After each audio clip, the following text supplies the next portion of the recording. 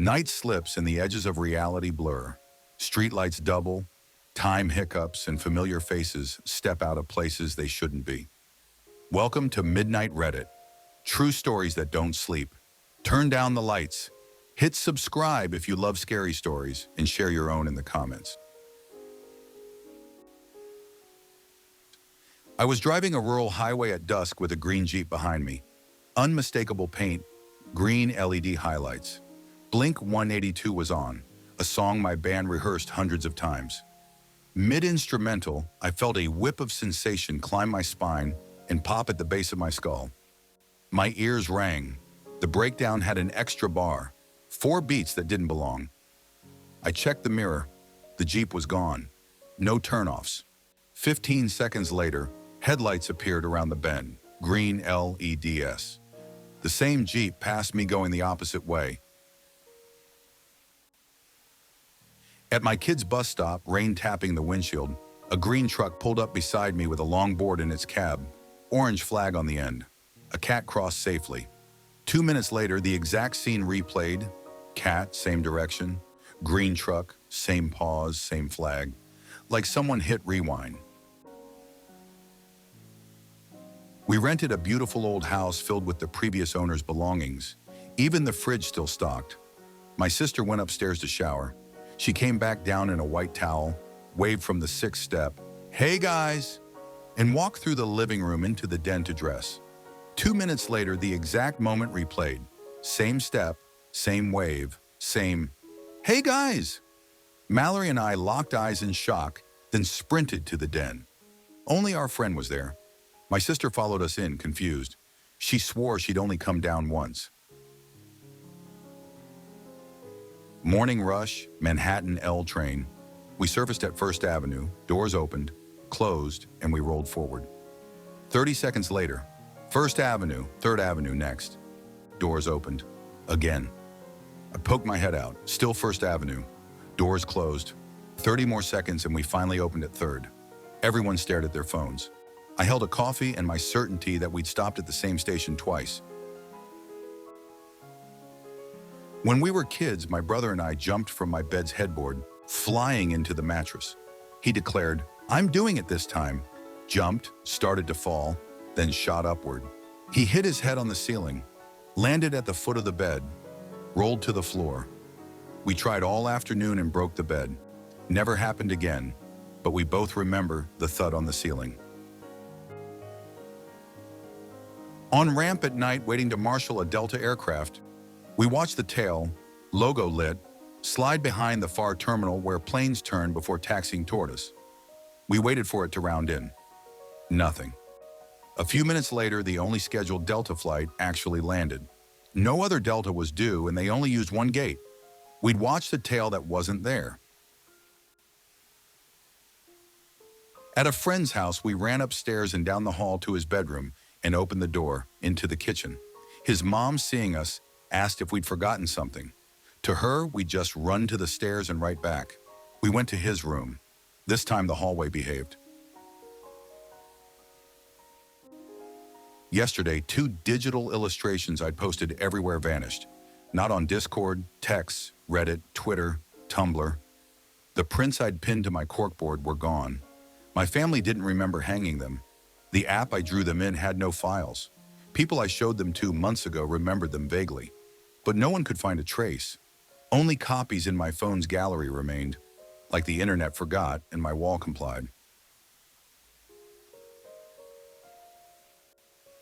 As a kid sledding down our front hill near Cleveland, I lost a mitten, brushed snow aside, and uncovered daylight, peering up from the ground. Through an 8-inch hole, I saw 50 feet down, a street and 2 houses as if a neighborhood existed below the yard. I glanced at my brother coming down the hill, looked back. The hole showed only dormant grass under the snow. I searched for it the next day. Nothing. Last summer on the English coast, I sat on a concrete step with a friend when I noticed a woman who felt familiar, though I couldn't place her. Hours later on the high street, my friend said, "I know that girl from somewhere." It was the same woman. Neither of us could say why we recognized her. At 7, I lost my grandparents' ruby ring and prayed in the walk-in closet where they kept a small altar. 3 baskets sat on a shelf below it. Right after I finished, I heard a sound behind the baskets. I pulled them out. The ring was there. I hadn't played in that area. I was alone, and there was only one door between closet and bath. I can explain how the ring could have ended there. I can't explain the timing. I don't know Lise, but she's threaded through my life. I first saw her in a dream at 14 or 15. Name, face, mid-20s. She appeared again years later. One night I got drunk, woke at a police station after a bus attack in my city around 2:40 a.m. A video later showed me standing next to a woman, Lise, who helped me when I fell. In another dream, she claimed she'd saved me. At a bar years later, 2 tables had a spare seat. The one I wanted got taken by a woman I realized was Lisa. I sat at the other, next to the stranger who became my wife. When my mother had stage 4 cancer, I saw Lisa in the hospital holding a silver object. She vanished into an elevator. That night at 2:42 a.m., I dreamed she'd saved my mother with a silver corrector. A week later, the prognosis improved. At my wedding 5 years on, I saw Lisa again. She told me she wasn't needed anymore. Said she'd made me trip on the bus to spare a bullet. Sat in that bar seat so I'd meet my wife and use the silver thing for my mother. She wouldn't explain what it was. Then she left. In my early 20s, working at a coffee shop, a new hire, and I met with the same reflex. I know you from somewhere. We knew specifics about one another's families, childhood locations, even siblings. We grew up in different countries, same community college for a year, but never shared a class. For 2 years, we tried to trace the overlap. Nothing connected except knowing. At 13 on a U.S. Air Force base in Misawa, Japan, I heard my full name paged to the Base Exchange customer service desk. I reported in. The clerk pointed to a sailor on the phone. My uncommon name on him. We talked, no relation. Later at checkout, the clerk studied my ID and asked if I knew a man named Pearl by my last name. That was my grandpa.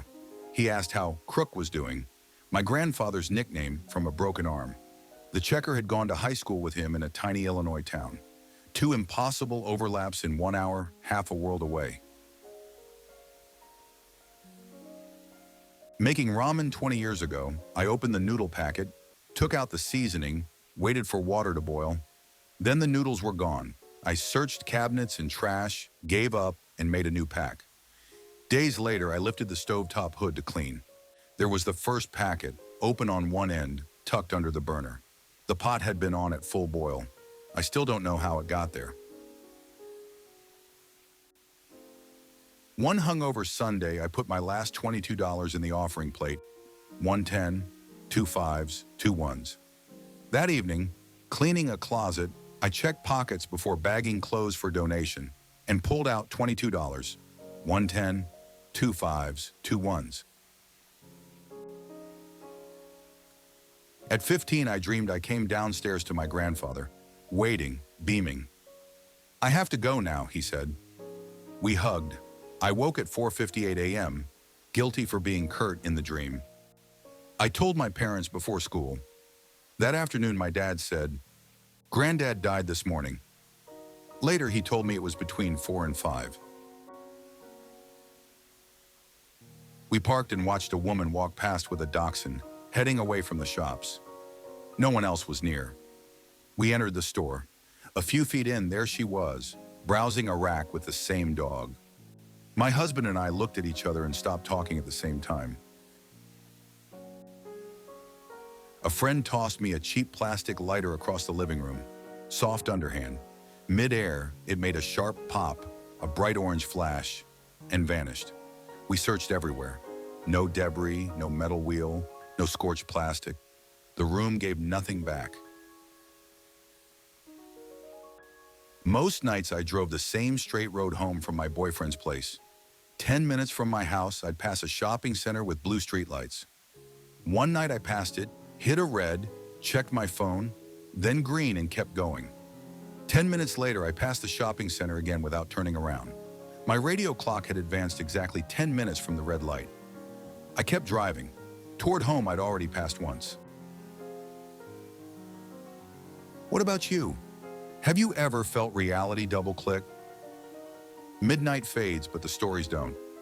See you next time on Midnight Reddit.